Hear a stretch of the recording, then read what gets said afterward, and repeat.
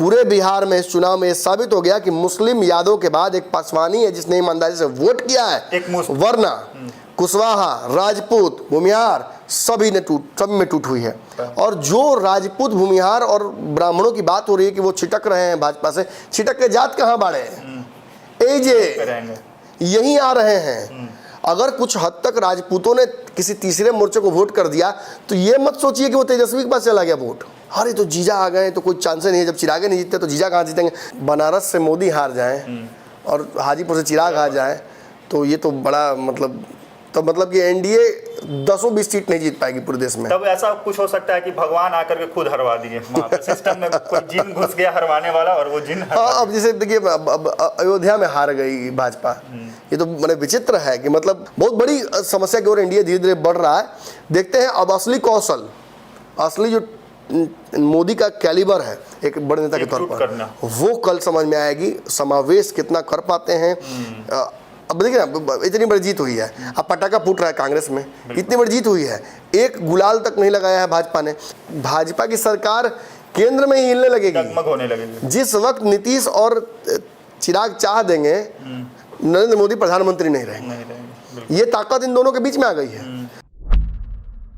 जहां पर खबरों की चीड़-फाड़ होती है और चीड़-फाड़ करने के बाद हम निष्कर्ष तक पहुंचते हैं कि आखिर जो खबर सामने आ रही है उसकी तह, उसकी सतह कहां से शुरू हुई और कहां पर वो खत्म हो रही है। ऐसे में हम बातचीत करेंगे आज चिराग पासवान के पंजे की और 100% के स्ट्राइक रेट पर। तो हमारे साथ बातचीत करने के लिए सीनियर जर्नलिस्ट नमन मिश्रा जी हैं। क्या लगता है सर, जिस तरह से चिराग पासवान ने 100 का स्ट्राइक रेट और पंजा दोनों एक साथ लाया है अपनी पार्टी में, इसको कैसे देखते हैं आप? ये पहली बात तो कि ये नई बात नहीं है। चिराग पासवान इससे पहले भी 100% स्ट्राइक रेट ही लेकर आए थे। उससे पहले भी बहुत उनके चुनाव गड़बड़ाए नहीं हैं। हाँ, यहाँ एक बड़ी बात ये है कि जहाँ देश भर में भाजपा एग्जिट पोल, सारे विश्लेषण, सब कुछ जो भाजपा के पक्ष में था उसके बावजूद गड़बड़ा गई, बिहार में भाजपा तीसरी पार्टी हो गई। मतलब जितनी सीटें लड़ी थी उस आधार पर भाजपा का स्ट्राइक रेट बहुत कमज़ोर रहा है। इनसे बढ़िया तो जदयू ने किया है प्रदर्शन, इनसे बढ़िया तो मांझी जी का 100% स्ट्राइक रेट है। और उसके बाद चिराग पासवान ने भाजपा जदयू दोनों को इस बात का एहसास करा दिया है कि अब आने वाला समय उनका ही होगा। मुझे याद है मैं इस चुनाव के दौरान चिराग पासवान के बारे में बहुत सारी उनके फैसलों के बारे में मैं बातें करता रहा हूँ, कभी अच्छा कभी बुरा मैं बोलता रहा हूँ। जब मैंने अच्छी बातें चिराग पासवान के लिए कही हैं और मैंने कहा था कि चिराग का स्ट्राइक रेट बहुत बढ़िया होगा, वैशाली में मुझे शक था लेकिन वैशाली भी वो जीत गए। तो मेरे जो एक्सपेक्टेशन था उससे भी बेटर उनका रिजल्ट रहा, परफॉर्मेंस। हाँ, तो ये क्या साबित करता है? ये साबित करता है कि चिराग पासवान ने जितने भी उनके विरोधी हैं उन सब के मुंह पर ताला लगा दिया। और वो ताला अब खुलेगा नहीं। कब तक? वो अब खुलेगा ही नहीं, मैं कह रहा हूँ, अब वो नहीं खुल सकता है। चिराग पासवान को जदयू का वोट मिल गया, चिराग पासवान को भाजपा का वोट मिल गया, मांझी जी जाकर सब सीट जितवा दिए, उपेंद्र कुशवाहा जितवा दिए। अरे भाई, उपेंद्र जी तो खुद का चुनाव हार गए, मांझी जी को जिताने तो चिराग पासवान गए थे और मैंने आपको प्रूफ दिया था इस बात का। मैंने प्रूफ दिया था कि Chirag Paswan door to door campaign करवा रहे थे अपने लोगों से ताकि कुछ पासवान मिलकर वोट करें। पूरे बिहार में इस चुनाव में साबित हो गया कि मुस्लिम यादव के बाद एक पासवानी है जिसने ईमानदारी से वोट किया है, वरना कुशवाहा, राजपूत, भूमिहार सब में टूट हुई है। एनडीए से सारे वोट छिटके हैं और ये साबित हो गया है कि बिहार में एनडीए का कोर वोट है ही नहीं। ये भ्रम था कि भूमिहार, राजपूत, ब्राह्मण, वैश्य, बनिया ये कहीं नहीं जाएंगे, सब छटके हैं। ईबीसी ने कुछ हद तक इज्जत बचा दी है। ईबीसी अगर नहीं वोट करता भाजपा को तो ये भी स्थिति नहीं होती, इससे बुरा स्थिति होता है। और जदयू की इज्जत बचाई महिलाओं ने। अगर महिलाएं वोट नहीं करती तो जदयू बहुत गड़बड़ाती। हालांकि जदयू ने बहुत बढ़िया प्रदर्शन किया है, जो एक्सपेक्टेड था उससे तो बहुत बढ़िया है। हम सभी लिख रहे थे कि जदयू लग रहा है गड़बड़ा जाएगा और कमज़ोर हो जाएगा, लेकिन जदयू ने हर जगह, हर विश्लेषक की जो कहा सकता है उसकी रणनीति, उसके विश्लेषण को गड़बड़ा दिया। और इन सब से कहीं ना कहीं बेहतर रिजल्ट चिराग पासवान लेकर आए हैं। देखिए, एक बात और मैं कहूँगा कि जब ये विश्लेषण मैं कर रहा था चिराग पासवान को लेकर, कई बातें मैंने कही, सीटों पर जब विश्लेषण हुआ था मैंने कहा समस्तीपुर सीट कंफर्म है। कई लोग आए, तुमको 4 तारीख को बताएंगे मिश्रा। अब जब मैंने कहा कि दूसरी सीट जो थी हाजीपुर के बारे में मैंने कहा था कि हाजीपुर सीट बहुत आसानी से चिराग पासवान जीत जाएंगे, एक बहुत रिकॉर्ड मार्जिन भी हो सकता है। मैंने समस्तीपुर में भी रिकॉर्ड मार्जिन की बात की थी, तो वहाँ कई लोगों ने ये बातें कही थी दोनों जगहों पर कि अरे छोड़िए, आपको क्या पता, आपको कुछ नहीं पता है, आप चिराग पासवान के प्रेम में अंधे हो गए हैं, आप ये बोलते हैं वो बोल देते हैं, आप चिराग पैसा दे दिया है आपको, ये कर दिया वो कर दिया, सब बोल रहे थे लोग। एक चीज़ यहाँ पर रोकेंगे, हाजीपुर में एक नेता थे पासवान जी, उनके बारे में आपने शुरुआत में बहुत कुछ कहा था। नहीं देखिए, मैं बता दूं, हम निश्चित आपने सही बात कही। मैंने तय कर लिया है इस चुनाव में, मैं एक समय में उन्हें अपना मित्र मानता था, लेकिन जिस तरीके से उन्होंने मेरी बातों को, जो मैंने उनके मित्रवत में मैंने बातें कही, उसको गलत तरीके से रिप्रेजेंट किया कई जगहों पर, ये तो बहुत बड़ा धोखा उन्होंने किया। और मैंने तो कहा था कि 10,000 वोट आपको मिलेगा, और वो पिनक गए थे कि 10,000 वोट आपने कर दिया, मेरा बेइज्जती कर दिया आपने। उनको वोट जो प्राप्त हुए हैं वो 1,000 से भी कम है। मैं 1,000 इसलिए बोल रहा हूँ कि कम हम नहीं बोल सकते हैं।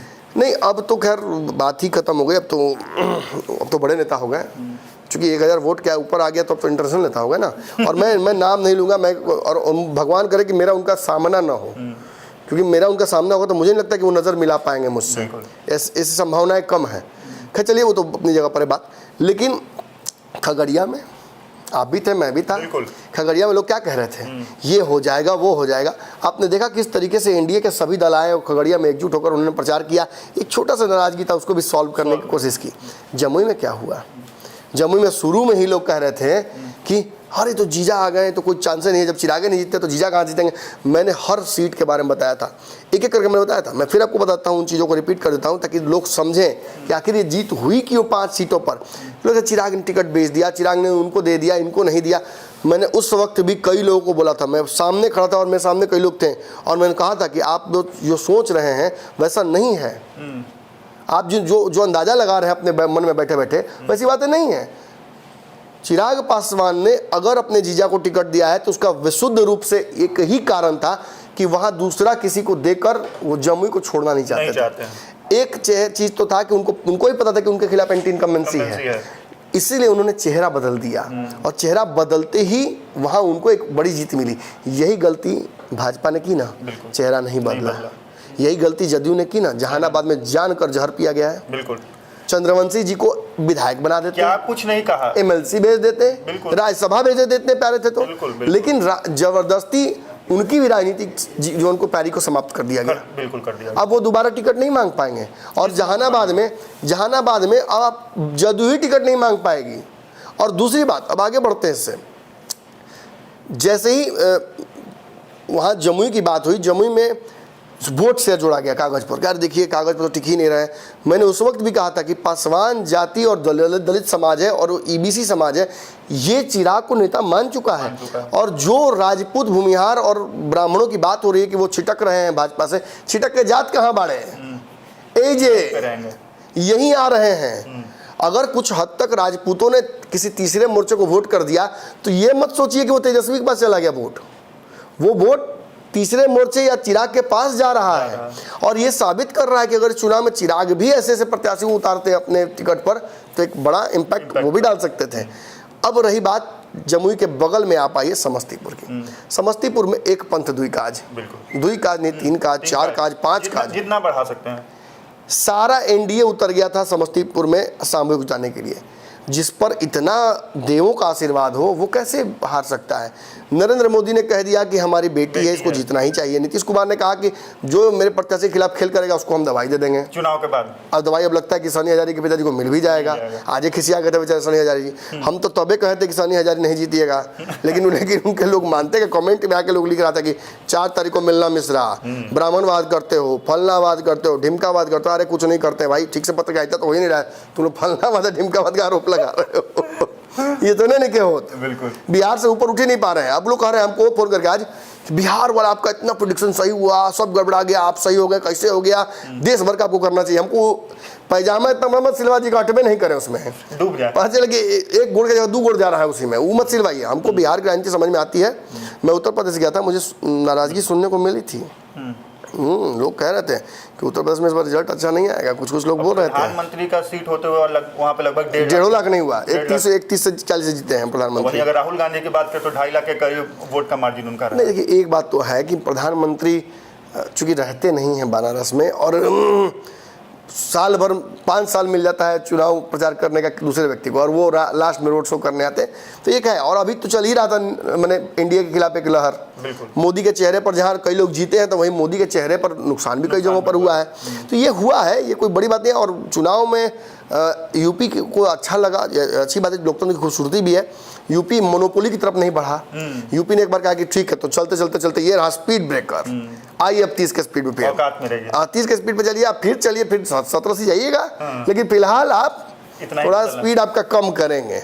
और यही समस्तीपुर में कहानी हमें बता रहा था। समस्तीपुर में अशोक चौधरी, आचार्य कुणाल, नीतीश कुमार, चिराग पासवान सभी उतरे हुए थे, सभी मेहनत कर रहे थे, खुद साइन कुणाल उतरे हुए थे, कोई कमी रह नहीं गई थी। और जब चिराग पासवान ने उन्हें टिकट देने का मन बनाया था तो ये सोचा था कि जैसे ही वो अशोक चौधरी की बेटी को टिकट देते हैं वैसे ही उनके और जदयू के रिश्ते भी सुधरते हैं, गठबंधन और मजबूत होता है। और वो देखने को मिला। समस्तीपुर सीट की वजह से आप उजियारपुर जीते हैं, समस्तीपुर सीट की वजह से आप उस तरफ 3-4 सीटें जीते हैं, समस्तीपुर सीट की वजह से जमुई में आप बहुत बेहतर स्थिति में चले गए, हाजीपुर में आपको सपोर्ट मिला। तो ये तो बहुत डिप्लोमेटिक फैसला था। और यही वैशाली सपोर्ट, और यही फैसले अगर भाजपा भी ली होती, यही फैसले अगर बाकी दल भी लेते तो आज ये स्थिति उत्पन्न नहीं होती। बिहार में भी आप जो 30 पर आकर अटक गए हैं, आप कम से कम 36-37 आराम से निकाल देते हैं, लेकिन आप तो गड़बड़ा गए। ऐसी सीटें आपने हारी जहां मतलब अविश्वसनीय है। औरंगाबाद, सासाराम, बक्सर तो खैर पता ही था सबको कि बक्सर गड़बड़ा रहा है। काराकाट आप हारे हैं, अब जहानाबाद हारे हैं, ये सीटें। अब कटिहार हार गए। बताइए, कटिहार एक ऐसी सीट थी जहां असंभव था हार, लेकिन चलिए अब क्या कहा जाए, जनता का जो मत है वो सबको स्वीकार्य है। मार्जिन की भी हम लोग बात करते हैं तो चिराग पासवान की जो 5 सीटों पर उन्हें जीत मिली है, अगर मार्जिन के लिहाज से देखा जाए तो जमुई बताते हैं। अगर हम लोग जमुई की अगर बात करें तो जमुई में लगभग 1,12,483 वोट से 1 लाख से अधिक वोट, आप समझ रहे हैं ना। वो भी इस लहर में जिस वक्त एंटी इनकम्बेंसी इतनी मजबूत थी कि भाजपा भी पसीने छूट गए भाजपा के, वैसी स्थिति में 1 लाख से ज़्यादा वोट से जीतना ये साबित करता है कि चिराग का एक बड़ा पकड़ जमुई में था। और जमुई में जो लोग सोच रहे थे कि चिराग पासवान को हरा देंगे, कमजोर कर देंगे, वो भ्रम उनका टूट गया आज। अब समस्तीपुर की हम बात करते हैं। समस्तीपुर तक हम पहुंच गए हैं। समस्तीपुर में अगर मार्जिन की बात करें तो 1,76,315, 1,76,000 मतलब लगभग 2.25 लाख। मोदी जी से भी बड़ा रिकॉर्ड बन गया। तो मोदी जी की बेटी भी तो वहाँ पे, जिस तरह से मोदी जी ने कहा था कि हमारी बेटी है, तो लोग उनको बेटी नहीं, ये देखिए कहा था कभी होता क्या कि जब ज़्यादा भैंसों का दूध पिलाइएगा तो बच्चा या तो पहलवाने हो जाएगा या उसका पेट खराब हो जाएगा। शांभवी चौधरी जी को जिस तरीके से न्यूट्रिशन मिला है एनडीए का, उस बच्ची ने साबित कर दिया है कि वो उस लायक थी। वो एक प्रॉपर कैंडिडेट जो सिलेक्शन था उसमें चिराग पासवान से 100% सही फैसला हुआ है।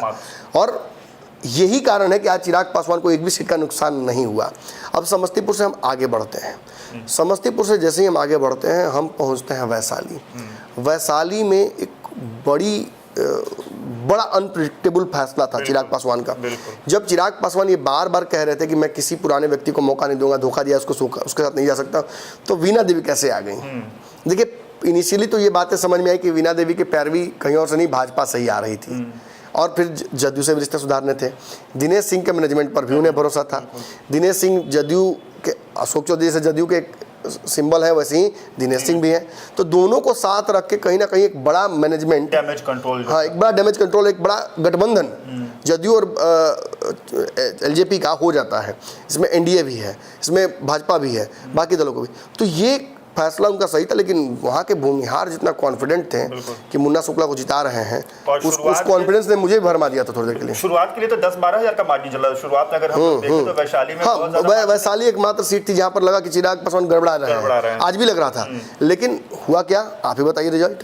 वहाँ का अगर रिजल्ट की हम बात करें तो लगभग 89,000 वोट से वहाँ का मार्जिन 1 लाख के आसपास जा रहा है हाँ, जीत का मार्जिन। 90,000 तो मतलब ये भी समझ लिए कि ये भी बहुत कंफर्टेबल विक्ट्री है। बढ़िया मुन्ना शुक्ला एकमात्र प्रत्याशी जिनको सवर्ण जाति से, खासतौर भूमिहार जाति से आरजेडी ने टिकट दिया और वो भी गड़बड़ा गए।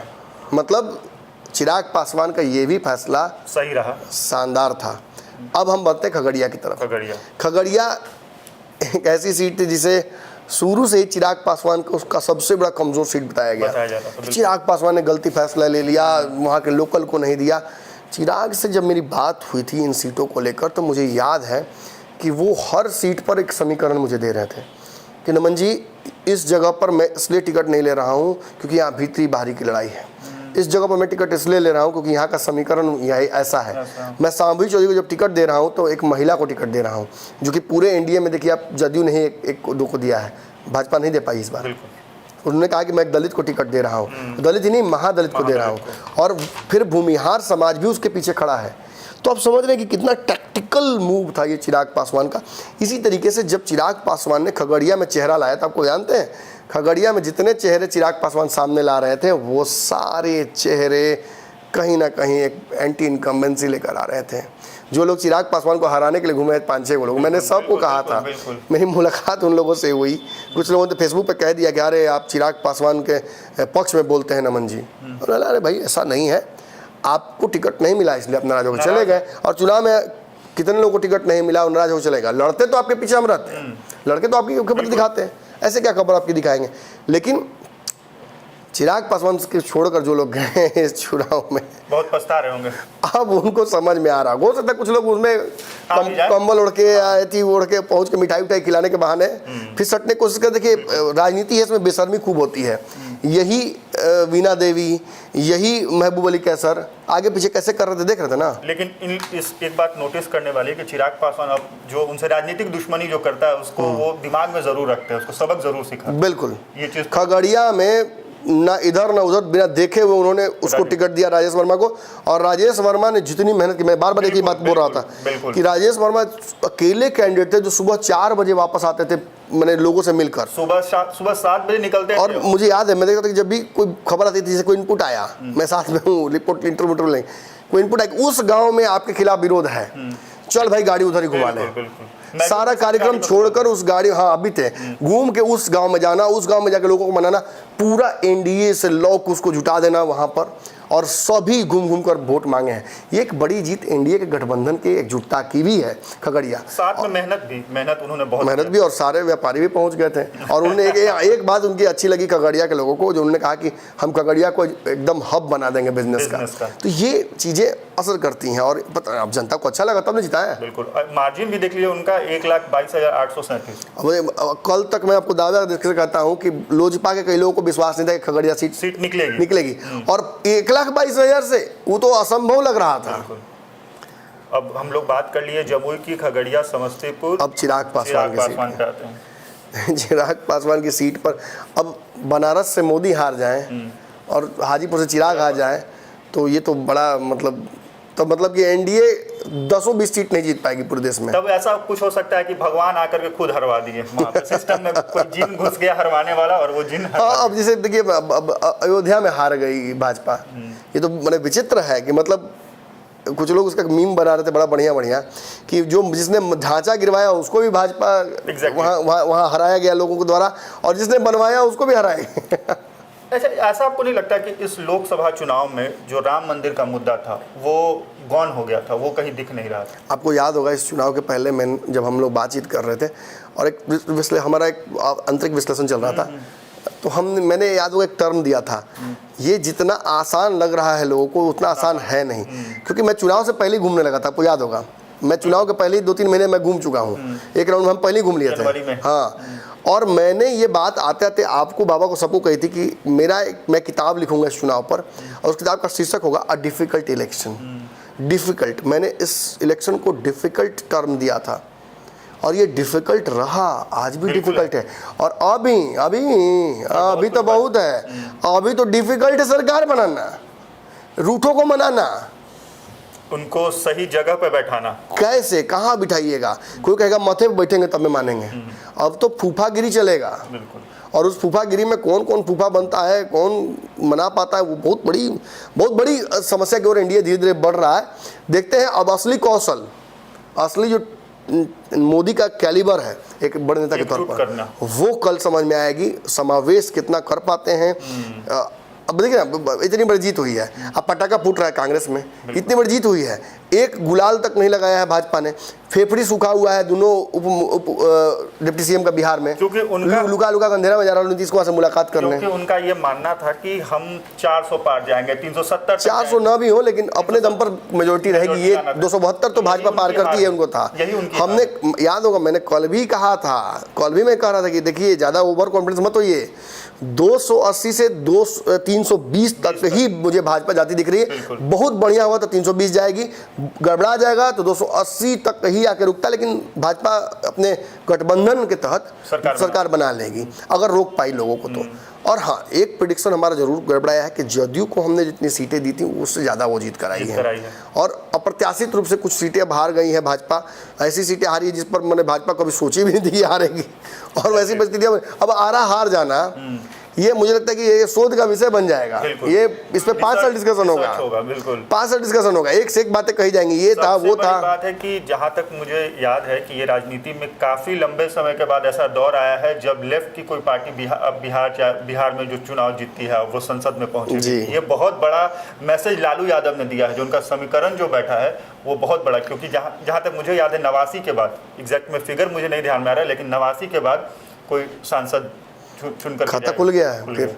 हाँ, अब this brings us to the main point कि भाई अब चिराग पासवान का इसके बाद क्या होगा। देखिए, मैं तो चिराग पासवान को बिहार में एक बहुत बड़ी लड़ाई की ओर बढ़ता देख रहा हूँ।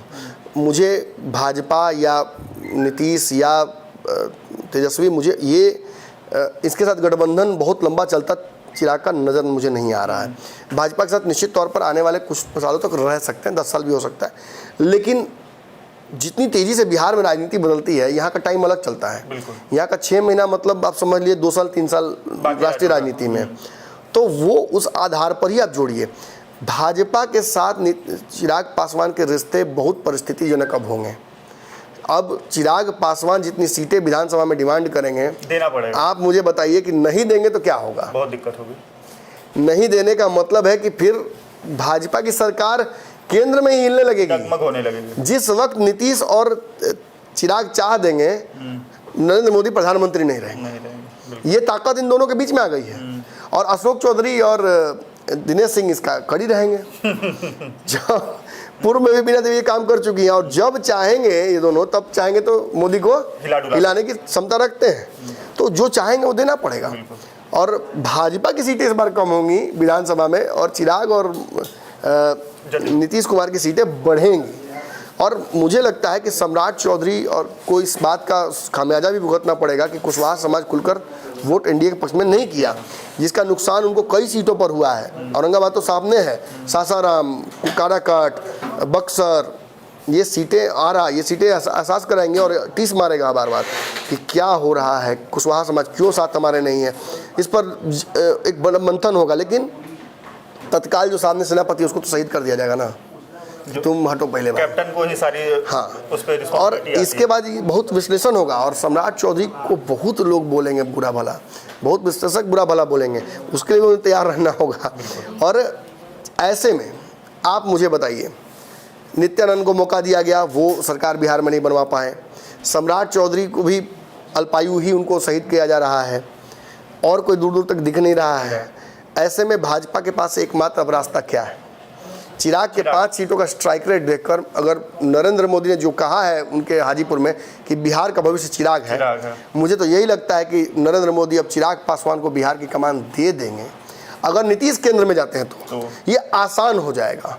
तब चिराग ऑब्वियसली अगर सरकार बनती है तो केंद्र में मंत्री बनेंगे, लेकिन 6-7 महीने के अंदर में ही मुझे लगता है कि बिहार के रणनीति को देखते हुए, आने वाले चुनाव विधानसभा को देखते हुए, और जो झटका लगा है इस लोकसभा में उसको देखते हुए, भाजपा चिराग पासवान को एक हायर ऑफिस बिहार में भी देना चाहेगी। और उसी आधार से फिर चुनाव दरवाजे से इस बिहार के राज्य घुसने का, एंट्री करने का रास्ता खोजेगी। और उसी तरीके से मैनेजमेंट चिराग को करना होगा, वो चीज़ों को देख चेहरा चिराग बनेंगे। मैनेजमेंट तो भाजपा करेगी पीछे से, क्योंकि बिना भाजपा के चिराग भी कुछ बहुत नहीं है। और विधानसभा में पिछली बार हमने देखा था चिराग का बहुत ट्रैक रिकॉर्ड बढ़िया नहीं था, लेकिन इस बार वोटर्स अलग तरीके के चिराग ने जोड़ दिए हैं। उस चुनाव के बाद से चिराग पासवान जो जमीन पर उतरे रहे हैं, उसका फायदा चिराग को खूब हुआ है। क्योंकि अब ऐसा ये भी है ना कि जो 5 सीट वो जीते हैं, इस हिसाब से अगर देखा जाए 6-25 लगभग 30 विधानसभा को जोड़ करके उनका ये 5 लोकसभा सीट, 30 तो विधानसभा ऐसे ही उनके हाथ में है। तो ये भी देखना और मुझे लगता है कि 10 वो और मांगेंगे कम से कम बिल्कुल। 40 सीटें तो चिराग कम से कम इस बार मांगेंगे। और मुझे तो मांगना नहीं पड़ेगा, शायद जाकर खड़े हो जाए तो मुझे लगता है कि उस वैसे ही जेपी नड्डा या जो भी उस वक्त होंगे अध्यक्ष, जेपी नड्डा भी बचेंगे कि नहीं कोई जरूरी नहीं है। उस वक्त जो भी अध्यक्ष होंगे, मुझे लगता है कि देखते कहेंगे नहीं ब्लैंक चेक साइन कर देते तुरंत। और ये परिस्थितियाँ बन रही हैं, आप इनसे पीछे नहीं हट सकते हैं। कोई 1 सीट लिया वो भी हार गया, कोई 15-17 सीट लिया वो भी हार गया, कोई 12 सीट लिया वो भी हार गया। तो ऐसे में तो चिराग ही एकमात्र दिख रहे हैं जो तेजस्वी को आगे चल के रोक सकते हैं। और वोट जोड़िए ना, भाजपा के सवर्ण वोट में अगर आप चिराग पासवान के वोट को जोड़ देते हैं, माझी और बाकी बीसी की जातियाँ जोड़ देते हैं, तो चिराग पासवान तो तेजस्वी यादव पर भारी पड़ जाएंगे कल। और ये लड़ाई भाजपा देख रही है। कल सम्राट के माथे पर मुकुट पहनाकर सम्राट को भेजेगी या चिराग को भेजेगी, भाजपा को तय करना है। लेकिन ये तो दिख रहा है कि एक बच्चा होनहार है, भले उसके पास 6% का जो वोट बैंक है, लेकिन वो 6 को यूज करना जानता है। 6 को स्क्वायर बना सकता है। ये वो करना जानता है। तो अब लास्ट में हम लोग बात कर लेते हैं चिराग पासवान के जो मार्जिन है उस पर भी। चिराग पासवान का जो मार्जिन है वो हाजीपुर में 1,70,000 है लगभग। इसमें 1,000-2,000 आगे पीछे ये भी अपने आप में रिकॉर्ड है। अगर चिराग पासवान के मार्जिन और शांभवी चौधरी के मार्जिन को जोड़ दिया जाता है तो इतना वोट नहीं लाया है ढेर लोग एनडीए में। तो खैर, इस वीडियो में आपने सुना कि हम किस तरह से चिराग का जो स्ट्राइक रेट है और उन्होंने जो 5 सीटों पर जीत हासिल की है, उस पर हमारा ये विश्लेषण था। बाकी ये वीडियो आपको कैसा लगा कमेंट बॉक्स में लिख कर ज़रूर बताएं। धन्यवाद।